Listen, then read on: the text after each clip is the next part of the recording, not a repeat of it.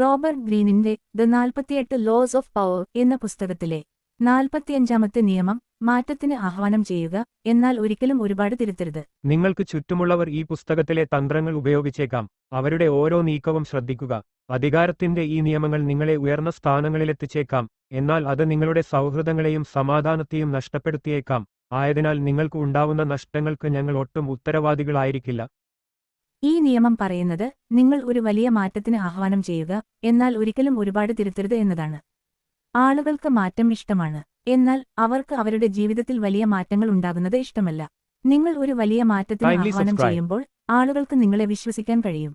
എന്നാൽ നിങ്ങൾ ഒരുപാട് തിരുത്തലുകൾ വരുത്തുമ്പോൾ അവർക്ക് നിങ്ങളെ ഭയമായിരിക്കും. കൂടുതൽ വിശദമായ വിവരണം. ഈ നിയമത്തിന്റെ പ്രധാന തത്വം നിങ്ങളുടെ ലക്ഷ്യങ്ങൾ നേടുന്നതിന് നിങ്ങൾ ആളുകളുടെ മനഃശാസ്ത്രം മനസ്സിലാക്കുക എന്നതാണ്. ആളുകൾക്ക് പ്രതീക്ഷ നൽകുക, എന്നാൽ അവരുടെ ജീവിതത്തിൽ ഒരുപാട് മാറ്റങ്ങൾ ഉണ്ടാകാതിരിക്കാൻ ശ്രദ്ധിക്കുക. നിങ്ങൾ ഒരു വലിയ മാറ്റത്തിന് ആഹ്വാനം ചെയ്യുമ്പോൾ ആളുകൾക്ക് നിങ്ങളെ ഒരു നേതാവായി കാണാൻ കഴിയും. ഈ തോന്നൽ നിങ്ങൾക്ക് വലിയ അധികാരം നൽകും. നിങ്ങൾ ഈ നിയമം ഉപയോഗിക്കുമ്പോൾ താഴെ പറയുന്ന കാര്യങ്ങൾ ശ്രദ്ധിക്കണം. പ്രതീക്ഷ നൽകുക. നിങ്ങളുടെ അനുയായികൾക്ക് ഒരു വലിയ മാറ്റത്തെക്കുറിച്ച് പ്രതീക്ഷ നൽകുക. പതുക്കെ മാറ്റുക. നിങ്ങൾ ഒരു വലിയ മാറ്റം വരുത്താൻ ആഗ്രഹിക്കുമ്പോൾ അത് പതുക്കെ ചെയ്യുക. നിങ്ങളുടെ ലക്ഷ്യങ്ങൾ മറച്ചുവെക്കുക. നിങ്ങളുടെ യഥാർത്ഥ ലക്ഷ്യങ്ങൾ എന്താണെന്ന് ആളുകളെ അറിയിക്കാതിരിക്കുക. ആളുകൾക്ക് നിങ്ങളുടെ ലക്ഷ്യങ്ങൾ മനസ്സിലാക്കാൻ കഴിഞ്ഞാൽ അവർക്ക് നിങ്ങളുടെ തന്ത്രങ്ങൾ തിരിച്ചറിയാൻ കഴിയും.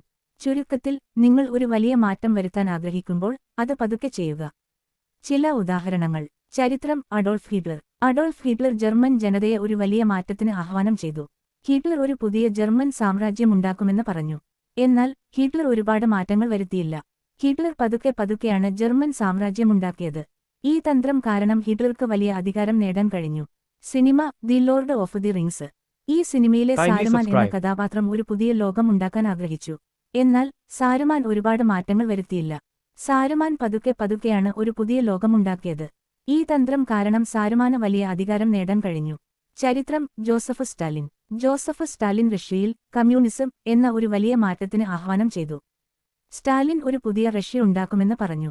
എന്നാൽ സ്റ്റാലിൻ പതുക്കെയാണ് കമ്മ്യൂണിസം റഷ്യയിൽ സ്ഥാപിച്ചത്. ഈ തന്ത്രം കാരണം സ്റ്റാലിന് വലിയ അധികാരം നേടാൻ കഴിഞ്ഞു. Cinema. Harry Potter. Voldemort Harry പോട്ടറിനെ നേരിടാൻ ശ്രമിച്ചപ്പോൾ വോൾഡ്മോർട്ട് ഒരു പുതിയ ലോകം ഉണ്ടാക്കുമെന്ന് പറഞ്ഞു.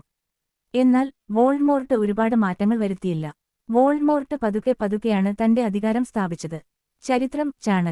ചാണക്യൻ നന്ദ രാജാവിനെ പരാജയപ്പെടുത്താൻ ശ്രമിച്ചപ്പോൾ അദ്ദേഹം ഒരു വലിയ മാറ്റത്തിന് ആഹ്വാനം ചെയ്തു.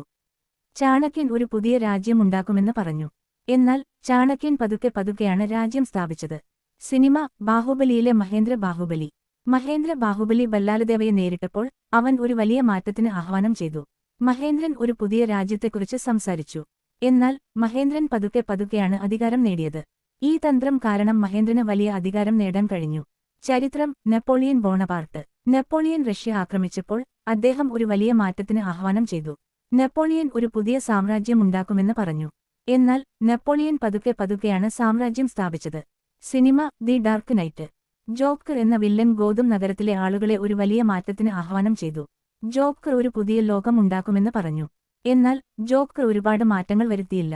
ചരിത്രം. വിൻസ്റ്റൺ ചർച്ചിൽ നാസി ജർമ്മനിയെ നേരിട്ടപ്പോൾ അദ്ദേഹം ഒരു വലിയ മാറ്റത്തിന് ആഹ്വാനം ചെയ്തു. ചർച്ചിൽ ഒരു പുതിയ ലോകം ഉണ്ടാക്കുമെന്ന് പറഞ്ഞു.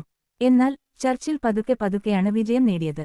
സിനിമ. മണിച്ചിത്രത്താഴ് എന്ന സിനിമയിലെ ഡോക്ടർ സണ്ണി ഗംഗയെ ചികിത്സിക്കാൻ ശ്രമിച്ചപ്പോൾ അദ്ദേഹം ഒരു വലിയ മാറ്റത്തിന് ആഹ്വാനം ചെയ്തു.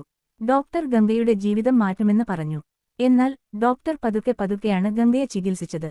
ഈ തന്ത്രം കാരണം അദ്ദേഹത്തിന് വിജയിക്കാൻ കഴിഞ്ഞു.